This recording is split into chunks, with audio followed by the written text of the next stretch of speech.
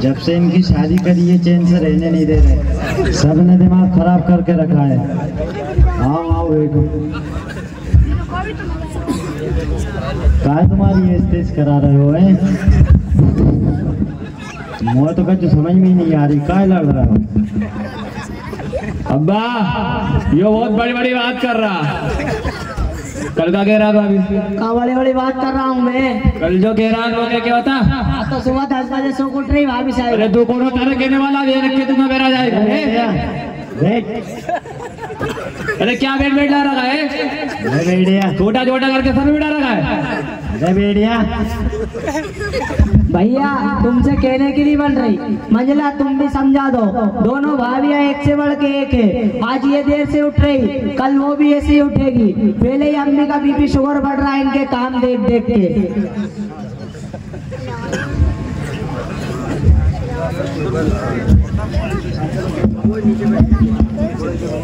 अबे तेरी शादी नहीं हुई है, शादी हो जाने दे, सब कुछ पड़ जाएगी।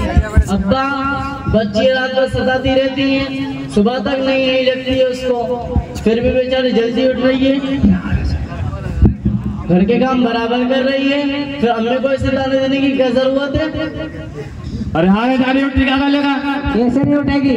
अरे लड़े में इसकी भैंस की टांग क्या जंगली औलाद पैदा हुई है। ठहरो ठहरो,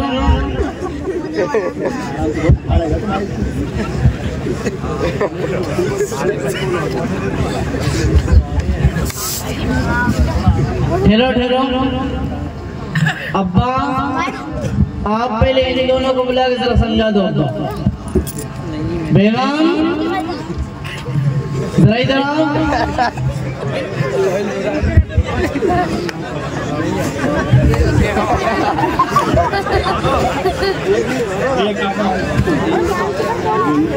भाभी खाना बना रही थी, खाना उसको खाना नहीं बना रही, चल बुला बना। भाभी जरा इधर आओ, भाई साहब बुलाना है। आओ बेटा। हाँ बहू का है, सुबह से उठ के घर के काम क्यों नहीं करती हैं?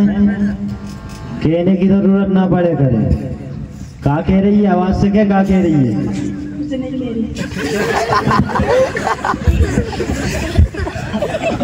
अब्बा पहले तुम अम्मी की समझा दो। अम्मी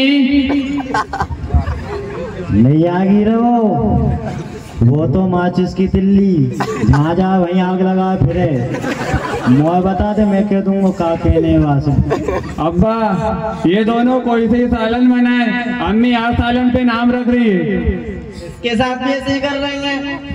परसों बेचारी चिल्ला चिल्ला के रो रही थी और कह रही थी कि अम्मी मुझे ताने देती हैं, कहती है कि सालन में पानी ज्यादा हो जा रही है, गोश्त की सालन में तो गोश्त निकल दिया, और हर सालन में लहसुन की बू आ रही है।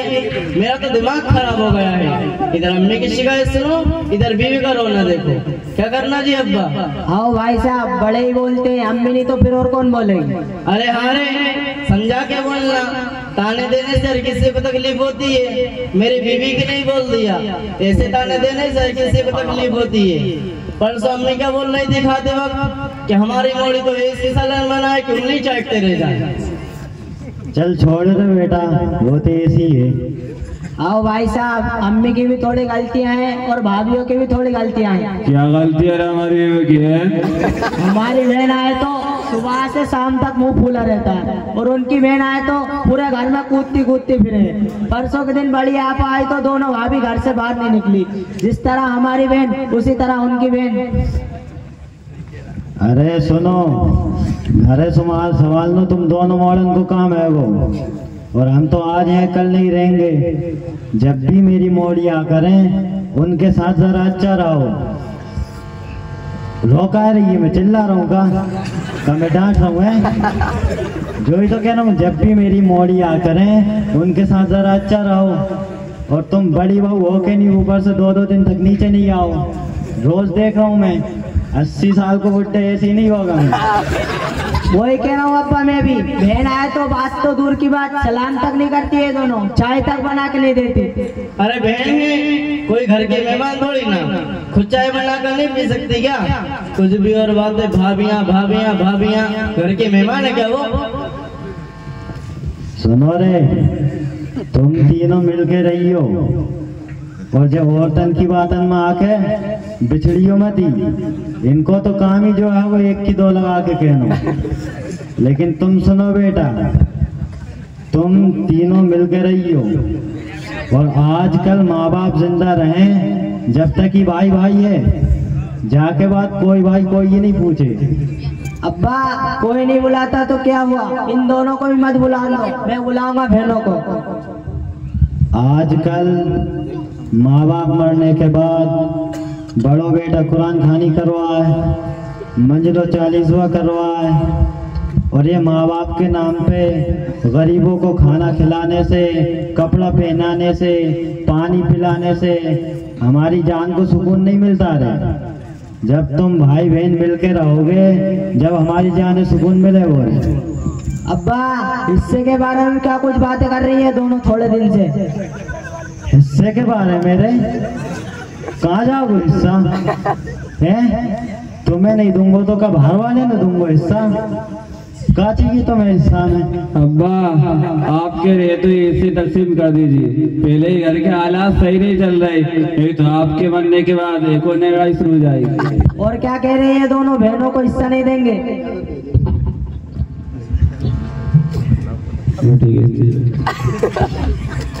शादी करके दे दिए, अब किस चीज का हिस्सा रे? सब उनको देंगे तो बचता क्या हमारे पास? हर चीज इनको दे देंगे तो हमारे पास क्या बचेगा? बड़ी अप्पी की शादी में 15 लाख लगा दिए, दूल्हा हाथी बैठ के आया था।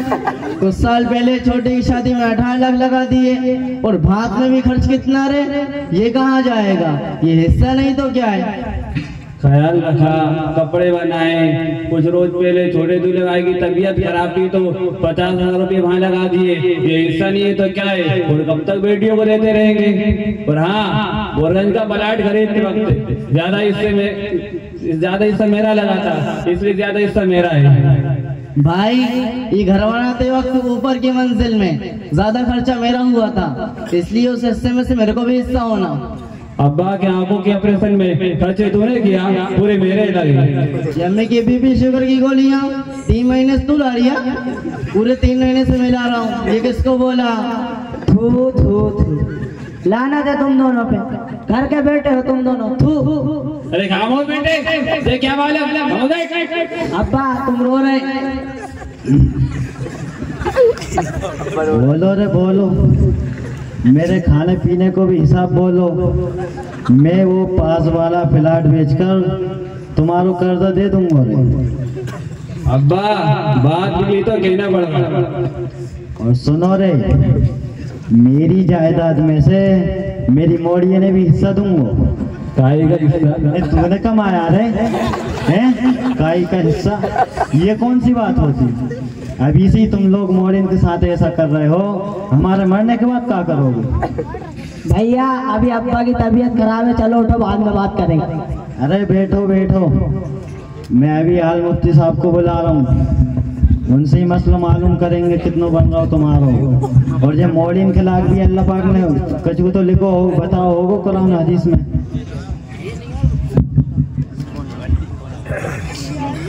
हेलो मुफ्ती साहब, अस्सलाम वालेकुम। वालेकुम अस्सलाम रहमतुल्लाहि व बरकातुहू। कहाँ हो मुफ्ती साहब? जी मैं मुरारी मदरसे के जलसे में आया था। क्यों, क्या काम है आपको? अरे मुफ्ती साहब काम तो कुछ नहीं है, जब मोड़ा हर जवान हो गए अच्छा तो इन्हें जमीन में से हिस्सा चाहिए, तुम आ जाते तो अपन इनको हिस्सा कर दें। चलो ठीक है, मैं आ रहा हूँ। चलो ठीक है, आओ, मैं घर पर इंतजार कर रहा हूँ। ठीक है।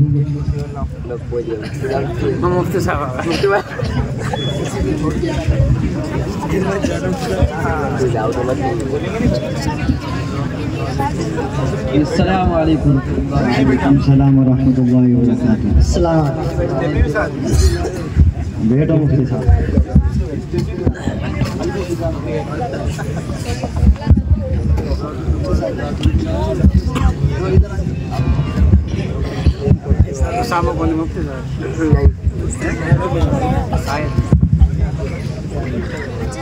जी हाजी साहब फरमाइए, क्या मसला दरपेश है? अरे मुफ्ती साहब का बताएं, जब मोड़ा ने हमने खूब खिलायो पिलायो, खूब परेशानी उठाई, और अब जे जवान हो गए और हम बूढ़े हो गए वो तो फिर ठीक है जो कुछ है, लेकिन अब इन्हें इनको हिस्सा चाहिए और विरासत मांग रहे। सुनो हाजी साहब, अल्लाह ताला हमें माफ फरमाए। तकसीम विरासत के सिलसिले में बड़ी गफलत और लापरवाही हमारे समाज में बढ़ती जा रही है। बाप के छोड़े हुए सारे माल पर बेटे ही काबिज हो जाते हैं, ना मकान में बहनों का हिस्सा देते हैं, ना दुकान में हिस्सा देते हैं, और जमीन का तो पूछना ही क्या। अगर बहनों ने जमीन में हिस्सा मांगने की बात कर दी तो बहनों से हमेशा के लिए दुश्मनी हो जाती है। मुसलमानों, तुमको क्या हो गया है? क्यों बहनों का हिस्सा खाकर अपनी आखिरत बर्बाद कर रहे हो? कुरान के हुक्म को ठुकरा कर अल्लाह से बगावत कर रहे हो। कुरान पाक में अल्लाह ताला फरमाते हैं, अऊज़ु बिल्लाहि मिनश शैतानिर रजीम, बिस्मिल्लाहिर रहमानिर रहीम, लिर्रिजालि नसीबुम मिम्मा तरकल वालिदानि वल अक़रबून वलिन्निसाइ नसीबुम मिम्मा तरकल वालिदानि वल अक़रबून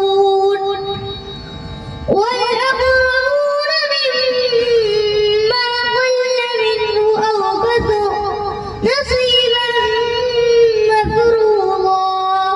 हाजी साहब, इस आयत में अल्लाह ताला फरमाते हैं कि वालिदैन और रिश्तेदार जो माल छोड़कर गए हो उसमें जिस तरह मर्दों और बेटों का हिस्सा है, इसी तरह मस्तूरात और बेटियों का हिस्सा भी है। चाहे वालिदैन थोड़ा माल छोड़कर गए हों या ज्यादा माल छोड़कर गए हों, ये हिस्सा शरीयत की जानिब से मुकर्रर है।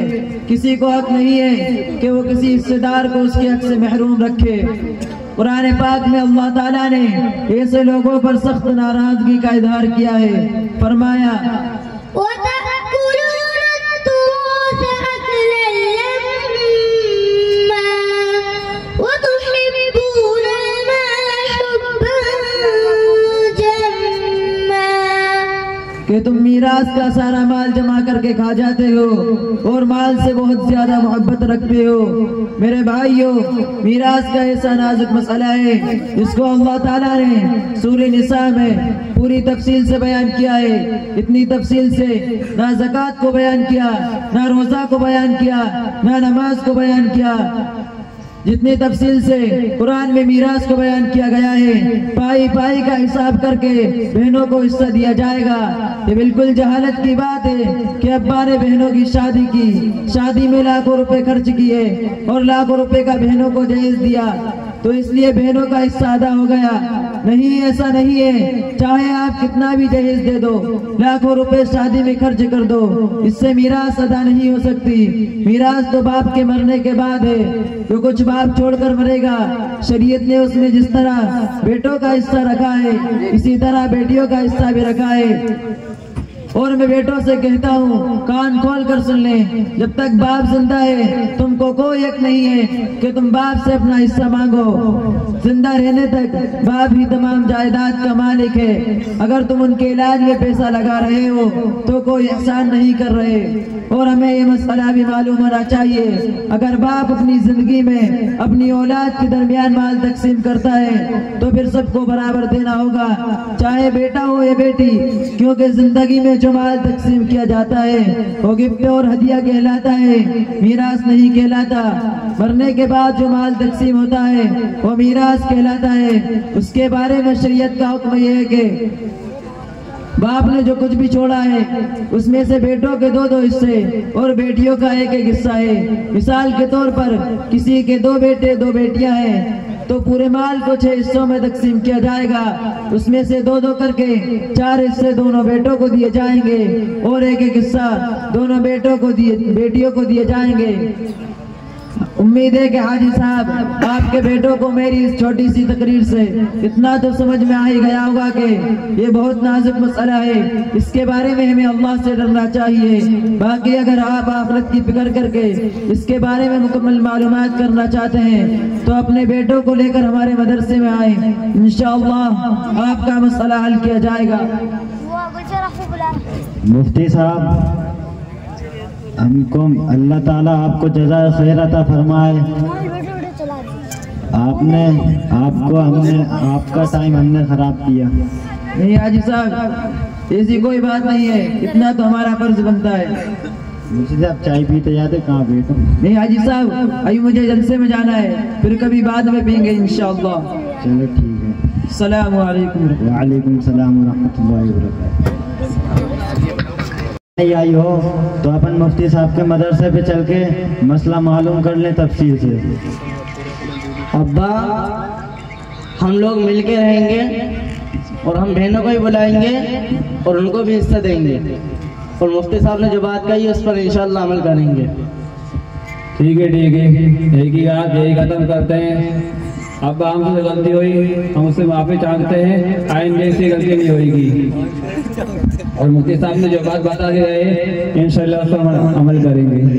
भाई साहब और मंजला, मेरी भी थोड़ी गलतियां हैं कि मैंने आपसे बेअदबी करी और आपसे ऊंची आवाज़ में बात करी, इसलिए मुझे भी माफ़ करना।